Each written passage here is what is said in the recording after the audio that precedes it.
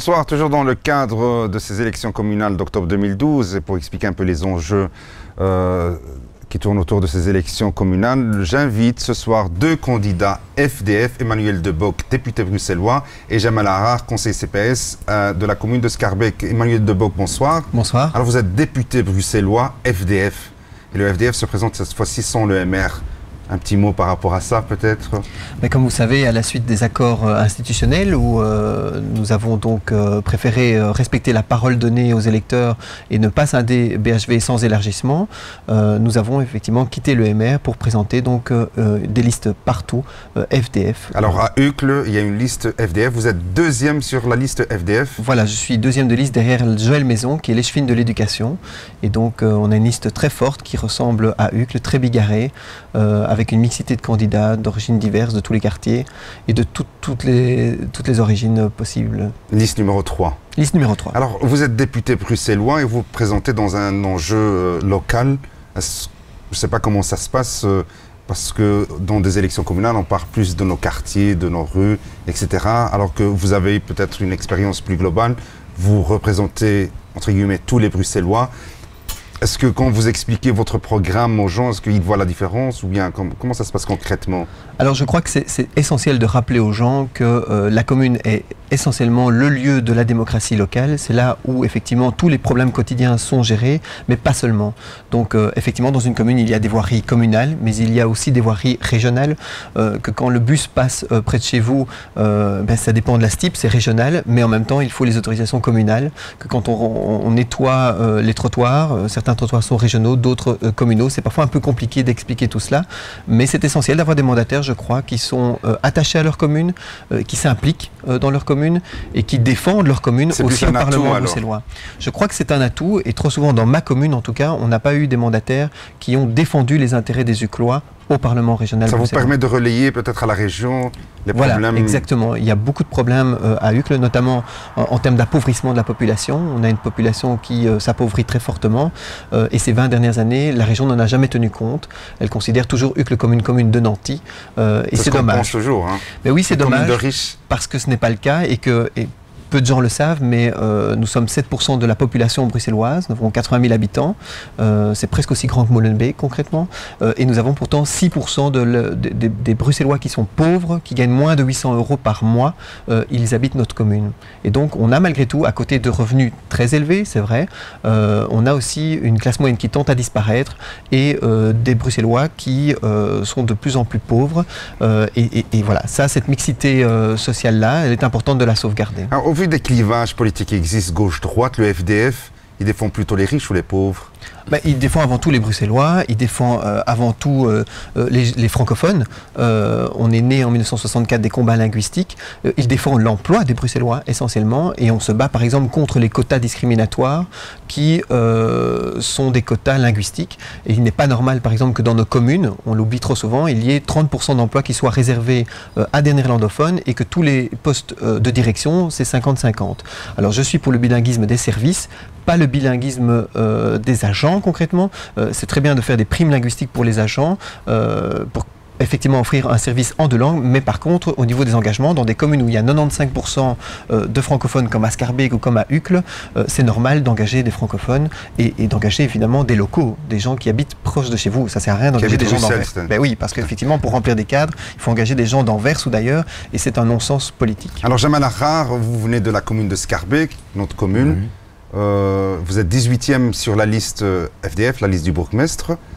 Et donc, par rapport à Uccle, Schaerbeek, on a une image d'une autre commune peut-être plus multiculturelle, avec beaucoup de populations d'origine étrangère qui cohabitent avec les populations autochtones.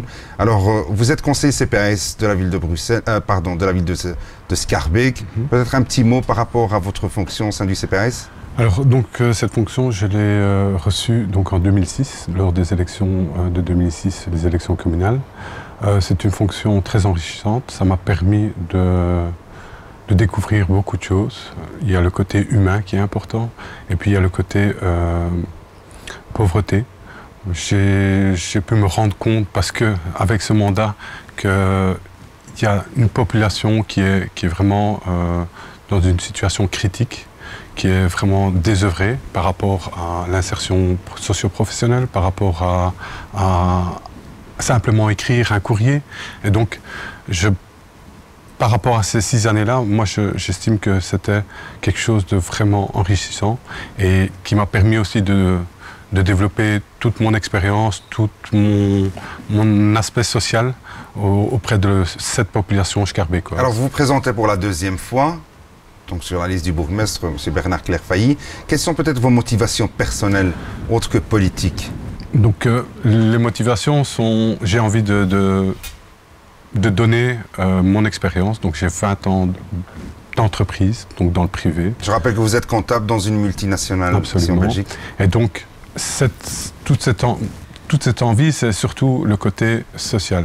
C'est-à-dire qu'autour de moi, je me suis rendu compte que travail, maison, éducation de ma famille ne me suffisait pas. Il fallait que je donne un peu plus. Et donc, en donnant un peu plus, j'ai découvert qu'en politique, je pouvais donner de moi-même. Et ça, c'était important pour moi. Et à côté de ça, je me dis, je me donne des heures, même si ce sont des mandats qui sont, je vais être clair, c'est des clopinettes. Mais à côté de ça, c'était pas ça le but, c'était surtout participer à une activité sociale. Et le CPS, c'était vraiment la chose la plus idéale. Moi, j'étais heureux quand on m'a dit, écoute, on va te mettre conseiller au CPS. Au départ, je ne me rendais pas compte quelle était ma mission, quel était ce mandat. Mais à force d'aller à des réunions, participer à des synergies de groupe pour développer des choses concrètes au CPS et en même temps être accaparé par des habitants schaerbeekois qui ont des problèmes, que ce soit d'électricité, parce qu'ils ne savent pas payer leurs factures, parce qu'ils ne savent pas à qui s'adresser, parce qu'il y a tellement de départements et de services au CPS qui permettent à tout citoyen en difficulté de pouvoir trouver une solution à son problème. Monsieur Manuel De Bock, j'aimerais parler de mandat politique. Vous êtes peut-être, à ma connaissance, le seul député bruxellois qui a publié sur son site web les montants exacts de vos rémunérations. Oui, je trouve Pourquoi cette démarche? Mais je trouve qu'il y a une forme d'hypocrisie aujourd'hui où on nous oblige effectivement de mentionner les mandats qu'on fait sans en publier les montants qu'on perçoit. D'abord, ça permettrait de voir si les gens font correctement leur mandat, puisque certains mandats, comme le conseil communal, ne sont défrayés que si on va au conseil communal. Or, il y a un certain nombre de conseils communaux qui ne vont pas au conseil communal. Voilà, moi je mets un point d'honneur à aller à tout et ça permet effectivement d'objectiver. Et puis ça permet aussi d'éviter les fantasmes. Quand on gagne 100 € par mois pour son mandat de conseil communal, c'est un job pourtant qu'on fait avec passion, mais ce n'est pas une rémunération qui nous permet de vivre. Et donc ça permet aux uns et aux autres de voir la réalité du travail qui est accompli. Et donc je trouve qu'en termes de transparence, on devrait peut-être un peu suivre le modèle anglo-saxon, d'effectivement publier, puisque ce sont de toute façon des montants que l'on reçoit du public, sont des mandats publics, publier l'ensemble des montants que l'on perçoit. Alors, Monsieur De Bock, peut-être pour revenir à Uccle, donc on a un bourgmestre, Monsieur Armand de Decker. Je ne sais pas si vous étiez dans la majorité. Oui. Alors maintenant, vous vous présentez sur une liste FDF à part. Quel est votre projet pour Uccle, le projet FDF? Alors, le premier projet, c'est avant tout de permettre à tous ceux qui vivent à Uccle, les jeunes, mais aussi les moins jeunes, les personnes âgées, de pouvoir y rester. Il y a une véritable évolution de ma commune, où il y a d'un côté de plus en plus de très riches qui peuvent se permettre d'habiter la commune de par leur statut internationaux ou autres, et puis de l'autre côté, il y a de plus en plus de pauvres. On a effectivement cette croissance de population, et au milieu, on a une classe moyenne qui disparaît. À titre personnel, moi, tous mes amis sont partis, soit dans la première couronne, où ils sont allés gentrifier, occuper donc le Haut-de-Saint-Gilles ou Ixelles ou la ville de Bruxelles. Pourquoi c'est plus accessible? C'est plus accessible, c'est moins cher au niveau du logement. On a eu quand même un doublement des prix de l'immobilier en moins de 8 ans. C'est quand même énorme et donc Uccle devient impayable pour les jeunes en tout cas, mais pas que pour les jeunes, pour les personnes âgées, les pensionnés. Quand vous devez payer 1 500 € d'impôts fonciers pour simplement habiter la maison que vous avez déjà payée, ça reste un coût énorme quand vous avez une petite pension de 800-900 €. Et donc je peux comprendre cela, il faut lutter contre ce phénomène-là. Donc ça c'est le premier point. Le deuxième c'est effectivement d'accroître le parc de logements publics en privilégiant la mixité sociale. Aujourd'hui, l'ensemble des projets régionaux ne visent que certaines communes. On a très peu d'argent de la part de la région qui construit des logements chez nous. Donc du coup c'est le privé qui s'en occupe et ce n'est pas du logement moyen ou très peu de logements moyens, ce qui ne permet pas effectivement à la classe moyenne de pouvoir rester dans la commune. Et puis enfin il y a des enjeux de mobilité. il y a un gros problème puisque nous sommes traversés de part en part, matin, midi, soir, depuis la rue de Stahl jusqu'à l'avenue Bruckmann par des flux continus de voitures. Il faut évidemment agir de ce côté-là. Ça me semble très important. Il y a encore un dernier petit point, c'est les travaux. Manifestement, il n'y a pas un sérieux suivi des travaux qui sont menés. Aujourd'hui, quand on ouvre une rue et qu'on la referme, il n'y a pas d'état des lieux de sortie, si je puis dire, et donc les entrepreneurs font un peu tout et n'importe quoi, en ce compris de ne pas remettre en état les trottoirs des propriétaires qu'ils ont abîmés. Jamal Ahrar, la même question peut-être pour Schaerbeek. Quel est le projet de votre liste du bourgmestre pour Schaerbeek, sachant que c'est, voilà, monsieur le bourgmestre Bernard Clairfailly est le mailleur sortant de la commune. Donc, je ne sais pas, est-ce qu'il y a des projets neufs ou bien qui vont être initiés? Donc, la liste du bourgmestre, c'est d'abord une liste de rassemblement qui rassemble des gens du FDF et des libéraux et aussi des indépendants. Je pense qu'il est important de rappeler que certains libéraux sont avec nous parce qu'il y a une continuité dans le travail. Il est important de continuer un travail qui a déjà été fait, que ce soit la majorité, l'opposition ou même le citoyen reconnaît le travail de la liste bourgmestre de Bernard Clairfailly. Par rapport à ça, je pense que le slogan du PS qui dit Schaerbeek en mieux, on peut comprendre que Schaerbeek en mieux, c'est déjà bien, donc en mieux. Et par rapport à ça, il est important de dire qu'il y a des projets qui sont lancés, il faut que ces projets arrivent à la phase finale. Les problèmes, je pense, qui rejoignent aussi les problèmes d'Uccle, c'est la mobilité, c'est le manque de logement, c'est l'appauvrissement de la population, parce qu'il ne faut pas oublier que Schaerbeek, c'est 127 000 habitants, donc plus ou moins 15 à 20 000 habitants qui sont arrivés sur seulement un mandat, donc en 6 ans. Et la croissance va ne faire qu'augmenter, car on arrive à un moment où un flux de personnes, que ce soit des gens du subsaharien ou des gens de l'Est, qui arrivent de plus en plus sur Schaerbeek. Et je le vois au CPS, les dossiers, c'est 5000 dossiers par mois, c'est énorme. Comment comptez-vous peut-être résorber ces problèmes? Mais par rapport à ça, je pense que le conseil du CPS, avec la présidente, on a mis déjà en marche certaines procédures et organisations à l'intérieur du CPS pour pouvoir rendre la vie plus facile aux fonctionnaires, surtout les assistants sociaux, pour qu'ils puissent gérer des dossiers de manière plus active et avec un laps de temps plus court. Donc il y a des choses qui sont en lancement, mais bon, il faut que, comme je dis, ce travail continue. Il y a l'informatisation qui est importante. Parce que ça, c'est au niveau du CPS, au niveau pour la commune. Mais pour la commune, est-ce qu'il y a un projet phare de votre liste? Il y a des projets qui sont lancés, et c'est le résultat de ce projet-là qui est le phare. Monsieur De Bock, donc on parlait Monsieur Jamal Ahrar parlait des problèmes de Schaerbeek, il rejoint un peu les mêmes problèmes que vous avez à Uccle, et on parle ici de toute la région Bruxelles-Capitale. C'est aussi également les mêmes problèmes qui reviennent, c'est l'appauvrissement de la population. Est-ce que la région de Bruxelles-Capitale est une région viable à court, à moyen terme? Mais je pense qu'elle doit l'être. C'est pas qu'elle l'est, elle doit l'être. Et elle ne l'est pas assez aujourd'hui. Aujourd'hui, la pauvreté, comme l'insécurité d'ailleurs, ne s'arrête pas aux frontières d'une commune. Or, toute la politique régionale, c'est d'ignorer un certain nombre de communes et d'en favoriser d'autres. Il faut le savoir, je veux dire, en matière de financement, en matière de contrats de quartier, etc. Donc nous avons 6% de la population qui est fragilisée. Nous avons 25% des jeunes de moins de 25 ans qui sont au chômage. C'est évidemment moins qu'à Schaerbeek, c'est évidemment moins qu'à Molenbeek. Mais c'est 25%, c'est pas rien. Donc, mais à l'échelle de la région de Bruxelles-Capitale. À l'échelle de la région, c'est quand même un gros problème. Et là, on ne fait rien. On n'a par exemple pas de mission locale, régionale dans notre commune. Donc ça veut dire, en clair, mais quand vous êtes uclois, quelle que soit votre nationalité, vous êtes très clairement abandonné par la région. Et ça veut dire que la commune doit suppléer elle-même sur fonds propres pour payer des politiques que la région ne veut pas faire ou qu'elle fait à l'égard d'autres. Tout ça parce que nous ne sommes pas du bon côté, si je puis dire, de la C'est aussi à cause de ce préjugé que tout le monde a de Uccle comme étant une commune riche, qui n'a pas besoin d'aide de l'État. Mais une commune riche, c'est quoi exactement? Quand vous avez des très riches qui font monter la moyenne et puis que vous avez beaucoup de très pauvres, vous avez peut-être une commune où le rendement, où l'IPP par habitant est élevé, mais en réalité, vous avez seulement quelques riches qui font monter tout en haut. Donc, en réalité, il faut voir ce que c'est. Aujourd'hui, à Uccle, c'est 25% des jeunes qui sont au chômage. Et, par exemple, moi j'ai un projet phare dont je peux vous parler, c'est de faire un salon du job étudiant. Aujourd'hui, au niveau des échevinats locaux, il n'y a pas assez de lien entre l'échevinat de l'action sociale et l'échevinat de l'économie et de l'emploi. Or, il y a 2000 commerçants et entreprises à Uccle.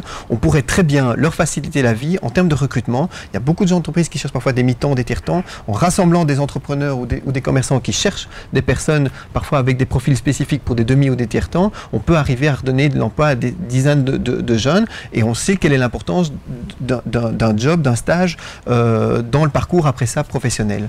Alors, Jamal, peut-être je vais parler un peu de votre campagne électorale. Donc, c'est une campagne, peut-être, parlez de votre expérience, une campagne collective, individuelle, je ne sais pas, entre amis. Donc, par rapport à la campagne, je pense que, pour moi en tout cas, la campagne de 2006 était une campagne extraordinaire. C'est une campagne où l'arrivée de Rutte Ronkelings a changé la donne politique dans tous les sens. Pour 2012, c'est une campagne qui est un peu plus dirigée parce que la liste du bourgmestre, c'est les FDF, les libéraux. Il y a encore beaucoup de gens qui se trompent entre le MR et la liste du bourgmestre. Je pense que le message n'est pas encore très bien passé, mais l'ensemble de la liste du bourgmestre, ils travaillent pour que ce message passe. Et quoi, donc concrètement, quand vous allez à la rencontre des gens, qu'est-ce que vous concrètement, donc je vais voter pour Bernard Clairfailly ou bien voter pour la liste FDF, je ne sais pas, ou la liste du bourgmestre? Mais je vais être clair, c'est voter pour la liste du bourgmestre et je me présente sur la liste du bourgmestre menée par Bernard Clairfailly. C'est dans ce sens-là. Il est important de signaler que Schaerbeek, c'est différentes communautés. Il y a des grosses communautés, la communauté turque, la communauté marocaine, et à côté de ça, il y a des petites communautés qu'il ne faut pas oublier aussi, parce que il n'y a pas longtemps, j'ai été visiter des Guinéens qui sont aussi de nationalité belge. C'est important aussi de penser à ces gens-là. Il y a d'autres personnes. Sur la liste, on a une dame qui est russe, on a une dame qui est polonaise. C'est une variété. Et l'accueil, comment il est comme ça, on a un écho de campagne.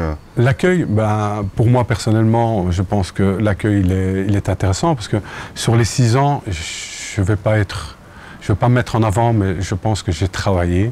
Et il est important de dire qu'une campagne ne débute pas au moment où on l'annonce. Une campagne débute au moment où vous recevez votre mandat. Et je pense qu'il y a beaucoup de gens qui ne comprennent pas ça. Le mandat, c'est une grande responsabilité. Et il est important de présenter ce mandat pendant ces 6 ans de manière rentable et essayer d'assurer un panel de gens qui vous rendront le revers de la médaille, dans le sens où ces gens-là ne sont pas redevables, mais un jour ou l'autre, ils diront cette personne-là m'a aidé, ou cette personne-là m'a rendu service, ou cette personne-là m'a guidé. Et je pense qu'à ce moment-là, on ne vous oublie pas. Emmanuel Debock, vous êtes conseiller communal sortant. Oui. Votre expérience aussi, en tant que conseiller communal déjà peut-être? Alors je trouve que le mandat communal, c'est vraiment le mandat le plus passionnant parce que au départ c'est très difficile de se faire élire, surtout dans une grande commune comme Uccle. Ça a été pour moi une révélation. Je crois qu'être plongé dans la gestion publique, voir comment une commune est gérée, pouvoir depuis sa petite modeste place de conseiller communal influer sur les décisions du collège, lui demander parfois de revoir sa position. Il y a un dossier comme ça, le dossier de construction de logements sociaux et moyens au Paul Ders, où j'ai réussi à faire baisser le prix parce qu'on n'avait pas vu effectivement que le promoteur se prenait un peu trop d'argent. Je trouve que ça c'est passionnant. Quand le Gordel a essayé de passer par Uccle l'année passée et que j'ai réussi avec la maire Thierry, le Gordel qui est la fameuse marche flamande autour de Bruxelles au mois de septembre, et que j'ai réussi à empêcher ça en prévenant le bourgmestre. Voilà, c'est du concret, ça ne se voit pas toujours. Comme quoi un conseil communal, il peut avoir de l'influence. Par exemple, quand la ville de Bruxelles... C'est pas l'image qu'on a, parce qu'on pense souvent que c'est l'échevin, le bourgmestre qui ont le pouvoir dans la commune. C'est vrai, mais c'est une question d'engagement. Quand vous pouvez relier des demandes particulières des riverains, et qu'à un moment donné, vous voyez qu'il y a un enjeu qui se présente, la fermeture du bois de la Cambre, décidée unilatéralement par la ville de Bruxelles, que vous vous mobilisez, que vous commencez à pétitionner, que ma pétition a eu 1500 signatures, et qu'elle vient s'ajouter aux autres espaces de contestation, et que le bourgmestre, donc, il ne peut qu'en tenir compte. Et fatalement, il y a eu cette issue où le collège, le conseil communal a adopté une motion, et où la ville de Bruxelles a donc reculé. Tout dépend de l'engagement propre et personnel. Je crois que ça dépend de la personnalité de chacun, mais quand vous avez des hommes forts, convaincus et engagés, rien n'est impossible. Sinon, En tant que député bruxellois, quelles sont vos matières de prédilection? Alors, je siège dans la commission affaires économiques, mais également dans la commission finances. Mais j'aime beaucoup également donc, les matières d'emploi et de logement. Et je crois que ça, c'est vraiment mes matières de prédilection. Et donc, c'est lutter pour plus d'emplois pour les Bruxellois, lutter contre les discriminations à l'embauche, mais aussi les discriminations linguistiques à l'embauche. On l'oublie trop souvent. Aujourd'hui, on dit à des jeunes qui se présentent, ah, vous n'êtes pas assez bilingue. C'est parfois une excuse pour ne pas engager quelqu'un qui ne paraît pas autochtone. Et donc ça, c'est peut-être une des plus graves discriminations qui pèsent sur les Bruxellois. Justement, partant de votre expérience, moi je croise ici souvent beaucoup de candidats à ces élections communales et tout le monde parle du problème de l'emploi, qu'ils vont essayer de créer de l'emploi. Est-ce que vous pensez qu'aujourd'hui, dans ce contexte économique actuel, les communes ont les moyens peut-être de créer de l'emploi dans leur commune? Alors, et peut-être de résoudre ce problème de chômage. Je vais vous donner un exemple précis. Je vous ai parlé tout à l'heure du salon du job étudiant, qui est un exemple local qui met un peu plus d'huile dans les rouages. Mais il y en a un autre qui est la fiscalité. On l'oublie trop souvent, les communes lèvent l'impôt. Elles lèvent un impôt sur le précompte immobilier, sur les immeubles que payent les propriétaires, mais donc aussi les locataires, puisque le prix est inclus dans le loyer quelque part, mais aussi sur les additionnels à l'IPP, l'impôt sur les personnes physiques. Eh bien, aujourd'hui, il y a de moins en moins de gens qui payent un impôt sur leurs revenus, donc à l'IPP. Et donc je crois qu'il faudrait pouvoir diminuer cet impôt pour favoriser la remise sur le travail et faire en sorte que les gens qui travaillent soient moins taxés. Et ça, on peut le faire aussi au niveau des communes. De même que par exemple pour l'accession au logement, aujourd'hui il y a des primes que les communes donnent, elles rétrocèdent les impôts sur l'immobilier quand un jeune ménage, par exemple, achète un bien. On pourrait faire la même chose. Imaginez des personnes âgées qui, à un moment donné, perdent leur conjoint ou leur femme, restent dans leur maison parce qu'il y a une politique sociale qui est faite de laisser les gens le plus longtemps possible dans leur maison. Imaginez qu'on les incite à peut-être collouer, si je puis dire, une partie de leurs biens, de leur appartement, de leur chambre, à un jeune, ou faire ce qu'on appelle logement intergénérationnel, etc. On pourrait les aider en rétrocédant effectivement une partie de cet impôt. Et là, à ce moment-là, on ferait immédiatement baisser le prix sur l'immobilier, puisqu'on remettrait, si vous voulez, des logements sur le marché. Jamel Harrar, peut-être une dernière phrase, un dernier mot. Si vous voulez convaincre les Scarbeckois de voter pour vous, qu'est-ce que vous pouvez leur dire? Je rappelle que vous êtes 18e sur la liste numéro 3, la liste du bourgmestre à Schaerbeek. Je reste convaincu que cette formation, qui est la liste du bourgmestre sur Schaerbeek, a travaillé pendant 6 et 6, donc 12 ans, à lancer des projets qui sont reconnus par tout le monde et même par l'opposition. Il est important que le citoyen se rende compte qu'il y a un dû. Donc ce dû, c'est qu'il faut voter pour les personnes qui ont travaillé et qui avancent avec la société. Emmanuel De Bock, 2e sur la liste FDF, liste numéro 3, Uccle, même question. Mais le vote, c'est un droit démocratique. Nos aïeux, nos parents, nos grands-parents se sont battus. Quand je dis nos parents, je veux dire nos mères, nos grands-mères se sont battus pour l'exercer. Je crois que le vote, c'est vraiment une chance. C'est une chance, c'est aussi un contrat entre les élus et la nation, à un moment donné, de sanctionner positivement et négativement l'action de leurs élus. Et pour cela, il faut s'intéresser à ce qu'ils ont fait, je crois, et puis encourager ceux qui en veulent. Et je fais partie des gens qui en veulent et qui veulent continuer à améliorer le quotidien des Bruxellois et des Uclois. Vous avez un site web?